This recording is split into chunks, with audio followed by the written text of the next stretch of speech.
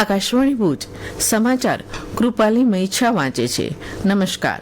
પ્રધાનમંત્રી નરેન્દ્ર મોદી આજથી રાજા અબ્દુલ્લા દ્વિતીય બિન અલ હુસેનના આમંત્રણ પર જોર્ડનના હાસેમાઇટ કિંગડમની દ્વિપક્ષીય મુલાકાત લેશે. આ મુલાકાત જોર્ડન સાથે પ્રધાનમંત્રી મોદીની પ્રથમ પૂર્ણ દ્વિપક્ષીય વાતચીત બંને દેશો વચ્ચે રાજદ્વારી સંબંધોની સ્થાપનાની 75મી વર્ષગાંઠ સાથે સુસંગત છે અને નવી દિલ્હી અને ઓમાન વચ્ચે સતત ઉચ્ચ સ્તરે રાજકીય વાતચીત બની રહે એવી સંભાવના છે.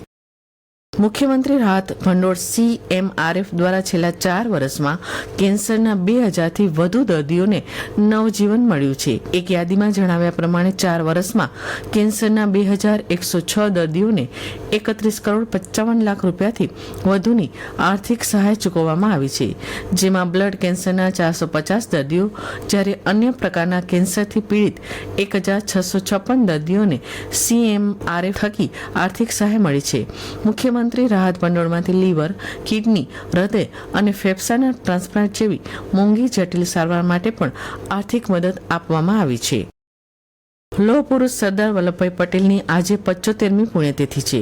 એ નિમિત્તે ભુજ અને અન્ય સ્થળોએ સરદાર પટેલની પ્રતિમાઓને પુષ્પાંજલિ સહિતના કાર્યક્રમો યોજાશે. ભારતે ત્રીજી T20ની ત્રીજી મેચમાં દક્ષિણ આફ્રિકાને 7 વિકેટે હરાવી શ્રેણીમાં 2 વિરુદ્ધ 1 મેચની સરસાઈ મેળવી છે. હિમાચલ પ્રદેશના ધર્મશાળા ખાતેની મેચમાં દક્ષિણ આફ્રિકાના 117 રનના જવાબમાં ભારતે 3 વિકેટ ગુમાવી 120 રન કરી મેચ જીતી લીધી હતી. તિલક વર્મા 26 અને શિવમ દુબે 10 રન કરી નોટ આઉટ રહ્યા હતા. ગઈકાલની એક અન્ય મેચમાં શારજાહમાં એશિયા કપની 19 વર્ષની નીચેની વયના ખેલાડીઓ માટેની સ્પર્ધા ભારતે પાકિસ્તાનને હાર આપી હતી. ભારતીય ટીમે 241 રન કર્યા. જવાબમાં પાકિસ્તાની ટીમ 150 રનમાં આઉટ થઈ હતી. સમગ્ર કચ્છમાં ઠંડીનું મોજું ફરી વળ્યું છે, ત્યારે રવિ પાકના વાવેતરમાં પણ નોંધપાત્ર ગતિ આવી છે. અત્યાર સુધીમાં કુલ 1,61,023 હેક્ટરમાં ધરતીપુત્રો દ્વારા ચણા, રાઈ, જીરું, દાણા, લસણ, ઈસબગુલ સહિતના વિવિધ પાકોનું વાવેતર કરવામાં આવ્યું છે, જેમાં સૌથી વધુ જીરાનું 55,182 હેક્ટરમાં અને બીજા નંબરે રાઈનું 31,940 હેક્ટરમાં વાવેતર કરવામાં આવ્યું છે.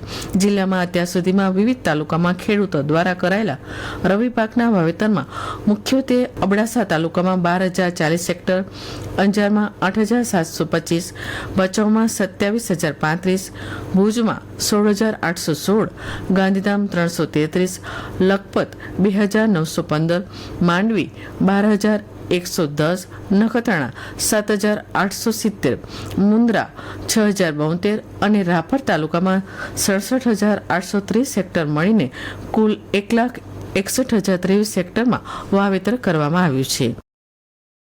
નાની બન્નીમાં એશિયાના સૌથી મોટા બન્ની ગ્રાસલેન્ડ તરીકે ઓળખાતા વિસ્તારમાં ઊંટોને ડોઝ આપવાનો કેમ્પ યોજાયો હતો.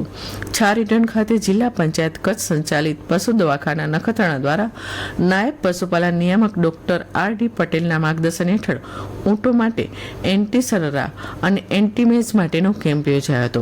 કેમ્પમાં નખત્રાણા તેમજ ભચાઉ, ભુજ, અંજાર, નલિયાના 1,920 જેટલા ઊંટોને ડોઝ અપાયો હતો. આગામી 3 દિવસ સુધી રાજ્યમાં લઘુત્તમ તાપમાનમાં કોઈ મોટો ફેરફાર નહીં થાય. જોકે ત્યારબાદ રાજ્યમાં તાપમાનમાં 2 થી 3 ડિગ્રી સેલ્સિયસનો વધારો થવાની શક્યતા છે. છેલ્લા 24 કલાકમાં રાજ્યમાં 11 ડિગ્રી સેલ્સિયસ સાથે કચ્છનું નલિયા સૌથી ઠંડુ સ્થળ બન્યું હતું. અને આ સાથે આ સમાચાર બુલેટિન પૂરું થયું. નમસ્કાર.